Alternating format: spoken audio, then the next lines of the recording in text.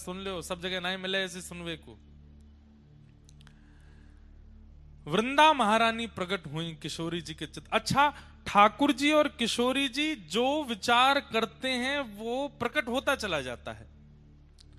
ठाकुर जी विचार करें कि यहां सुंदर पर्वत श्रृंखला हो तो पर्वत प्रकट हो जाते हैं। ठाकुर जी सोचें कि यहां पे या वृक्ष में सेब लग जाए तो वो बबूल को वृक्ष हो, वामू सेब लग जाएगा। ठाकुर जी की चिंतन से सब लीलाएं होती हैं। तो किशोरी जी ने विचार किया, ऐसी भूमि हो, ऐसा सघन वन हो जहां सबके प्रवेश का अधिकार ना हो और प्रिया प्रियतम सखियां सहचरियां नित्य विलास कर सकें। तब वृंदा महारानी प्रकट हुई और वृंदा महारानी ने कहा, हे श्यामाजू, मुझ पे कृपा करो, आप आज्ञा करें तो मैं दिव्य रूप धारण करके सघन वन बन जाऊं और जहां आप और श्री श्याम सुंदर दोनों लीला विहार करें।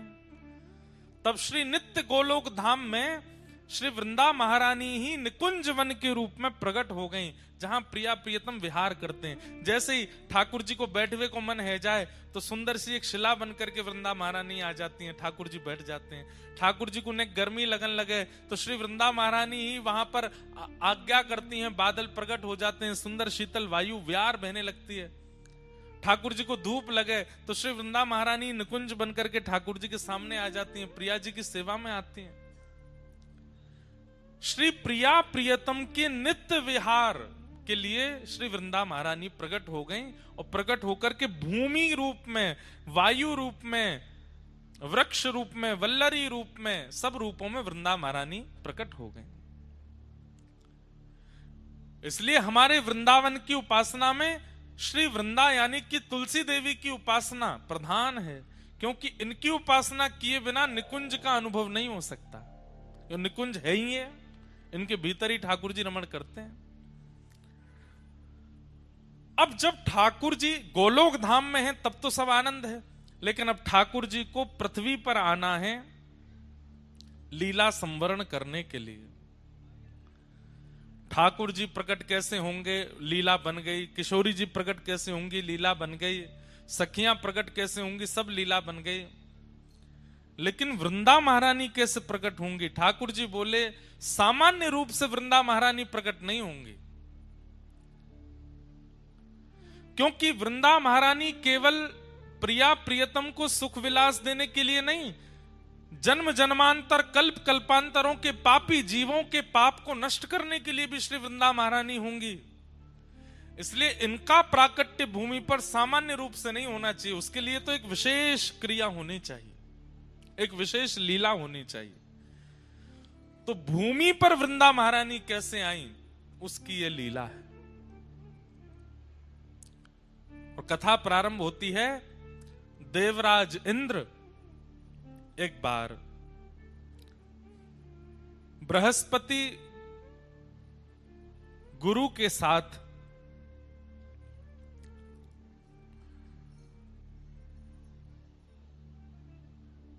महादेव के दर्शन के लिए प्रस्थान करते हैं।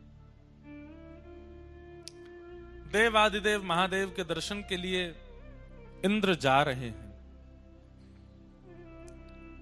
और तभी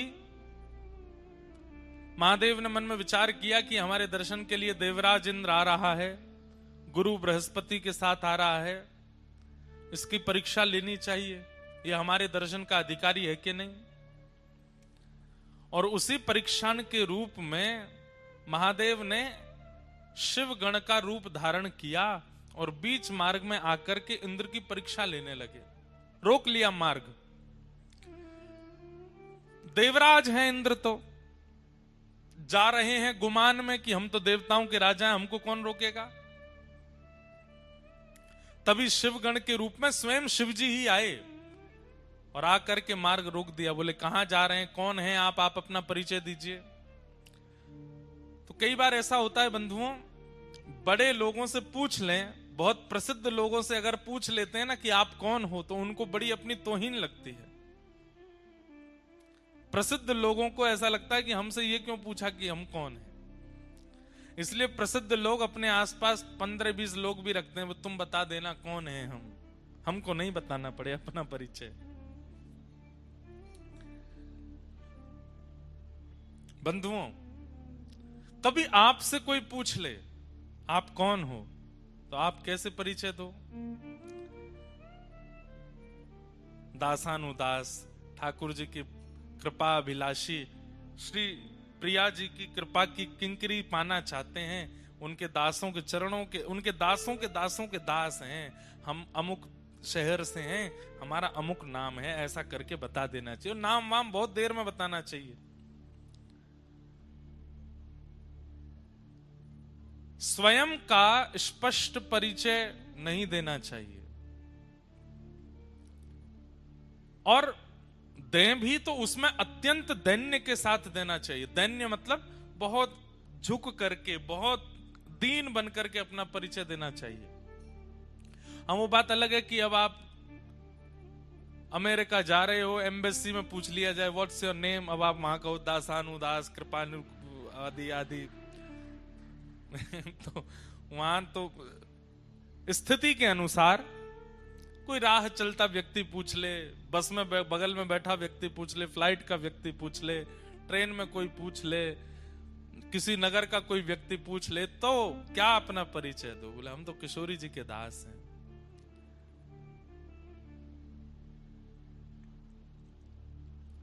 ये सीखना चाहिए हमें संतों से। एक बार वृंदावन में एक संत थे,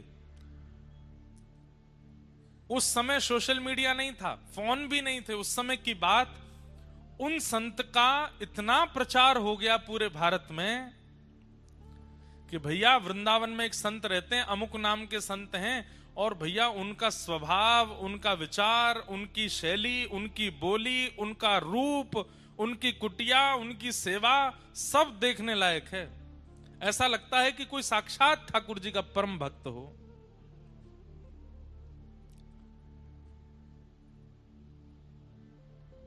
चित्रकूट में एक महात्मा को उनका यश सुनाई दे गया। ध्यान से सुनिएगा। उस समय सोशल मीडिया आदि थे नहीं, गाड़ी बस भी नहीं थी, तांगे चलते थे, और दूर दूर से लोग बहुत मुश्किल से वृंदावन आ पाते थे।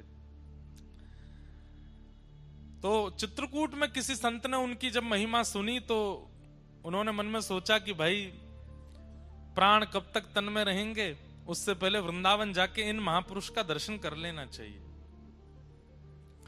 चित्रकूट से निकले, महीनों चल करके वृंदावन आए। वृंदावन जैसे ही पहुंचे, बिहारी जी के दर्शन की, राधा रमण जी की, राधा वल्लभ जी के दर्शन की इच्छा बाद में थी, पहले उन महात्मा को देखना है, उनके दर्शन करने हैं। संभवतः हरे राम बाबा नाम था उनका, जो वृंदावन के महात्मा थे। तो जगह जगह पूछ रहे थे, भैया वो महात्मा जी कहाँ रहते? अच्छा, वो परिक्रमा मार्ग में चले जाओ, सीधे जाएंगे तो पानी घाट के बाद में यमुना जी के तट पे ही बाबा की कुटिया है। बोला अच्छा। चलते गए, अब पानी घाट पहुंच गए तो पानी घाट पर जाके पूछा, भैया वो बाबा की कुटिया कहाँ है, बाबा की कुटिया कहाँ है? पूछते पूछते एक महात्मा मिले उनको। उन महात्मा से उन्होंने पूछा, सब लोग इधर देखो, ध्यान से सुनो। बोले भैया वो वृंदावन के एक महात्मा, उनकी कुटिया कहाँ है? तो वृंदावन के वो महात्मा बोले, अच्छा उन बाबा के दर्शन करने? बोले हाँ, मैं अभी थोड़ी देर में वहीं जाने वाला हूं, उनके पास ही, आप चाहो तो मेरे साथ चल देना। बोले हाँ भैया, हम तो वैसे भी अपरिचित होंगे तो हमसे तो मिलेंगे भी नहीं, आपका परिचय होगा तो आपके माध्यम से हम मिल लेंगे।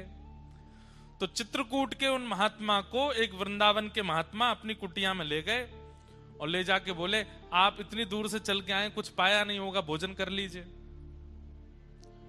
हाँ भैया, थोड़ा सा कुछ पवा दो। तो बढ़िया सुंदर टिक्कर बनाए अपने हाथों से, और टिक्कर बना करके सब्जी दाल रोटी जो भी थी सब उनको पवाया। प्रसाद पाने के बाद वो चित्रकूट वाले महात्मा बोले, भैया अब हमारा पेट भर गया, अब चलें महात्मा के दर्शन कर लें।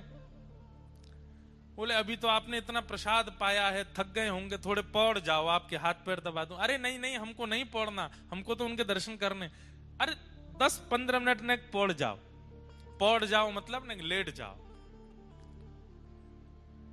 जबरदस्ती वो चित्रकूट के महात्मा को लिटा दिया। अब उनके पैर दबाने लगे, पैरों में घी की मालिश करें, कभी उनको पंखा जलें, उनके शरीर पर इत्र लगावें, हाथ दबावें, कमर दबावें, कोठा दबावें, वो चित्रकूट के महात्मा तो इतने आनंद में आ गए, सो गए।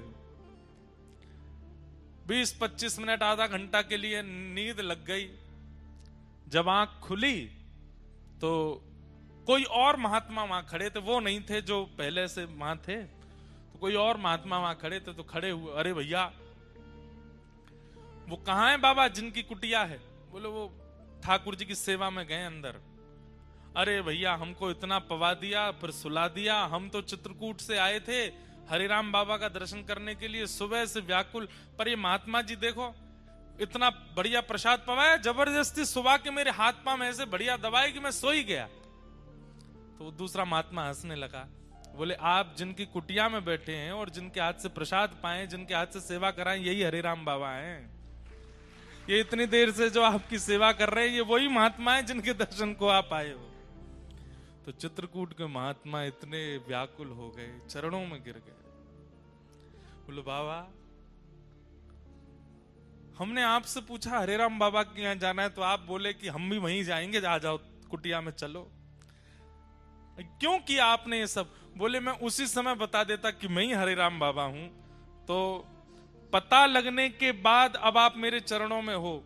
पता लगने से पहले मैं आपके चरणों में था, आपके चरण दबाने का, आपको प्रसाद पवाने का, आपकी सेवा करने का ये अवसर मुझे कैसे मिलता?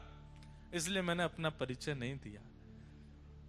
चित्रकूट के महात्मा बोले जितना मैंने सुना था, जैसा मैंने अनुभव किया था, वो प्रैक्टिकली मैंने देख लिया कि आप कितने ऊंचे महात्मा, आपकी स्थिति क्या। तो वैष्णव भक्त की क्रिया, भक्त का व्यवहार, स्वभाव उसका परिचय दे देता है कि वो कैसा वैष्णव है। सामान्य संसार की तरह आपका व्यवहार है तो आप कोई वैष्णव नहीं हो। आपके व्यवहार में कुछ अलग होगा, आपकी बातों में कुछ नवीनता होगी, आपके विचारों में कुछ नवीनता होगी, आपकी चाल ढाल, उठना बैठना सब नवीन होगा, कुछ हटके होगा। और उन सब में विशेष प्रधानता दैन्यता की होगी, ऐश्वर्य की नहीं। ऐश्वर्य की प्रधानता संसारी जीव में होती है, पर दैन्यता की प्रधानता भक्त जीव में होती है। उसके दीनता दिखेगी आपको उसके व्यवहार में। तो इंद्र जा रहा है महादेव के दर्शन के लिए, बीच रास्ते में महादेव शिवगण बनकर के आ गए परीक्षा लेने के लिए। और परीक्षा में इंद्र गुमान में भरा हुआ है, अपने छाती तान के खड़ा है। शिवगण ने पूछा, शिवगण तो नहीं थे, शिवजी थे, वो तुम कौन हो? तो इंद्र बोला मुझे नहीं जानते तुम? बोले हम तो नहीं जानते। ऐसा है सुनो, मेरे आंखों के आगे से चले जाओ और तप करो, तप करके कोई देवता प्रकट हो तो उससे पूछ लेना मैं कौन हूं, मैं अपना परिचय दूंगा तुमको। शिवगण बोले ऐसे कौन हो तुम भैया जिसके लिए हमको तप करना पड़ेगा? बोले वही तो, तप करके पता चलेगा कि मैं कौन हूं। अब सुनो, मेरा समय बर्बाद मत करो, सामने से हटो।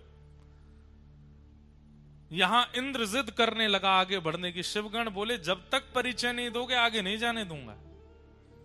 इंद्र बोला मुझे भी सौगंध है अपने स्वर्ग की कि मैं परिचय नहीं दूंगा अपना।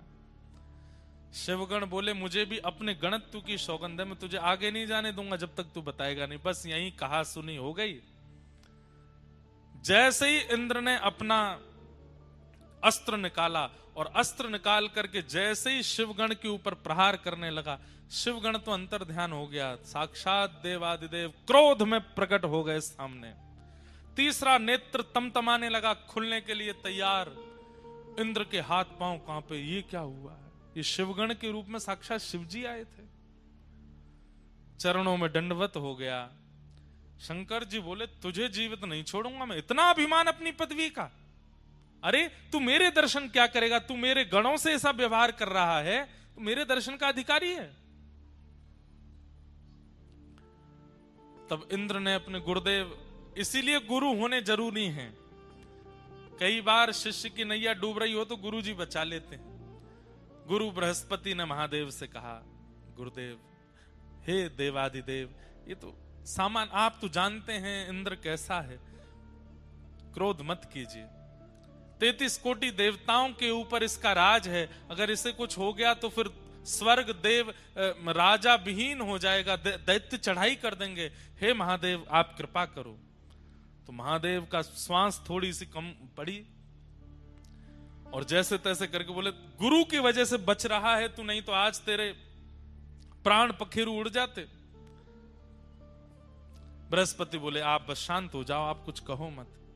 महादेव बोले कि अब मैं तो कुछ नहीं कहूंगा, लेकिन जो मेरे अंदर क्रोध प्रकट हो गया है वो बिना निकले मानेगा नहीं, उसे कहां भेजूं?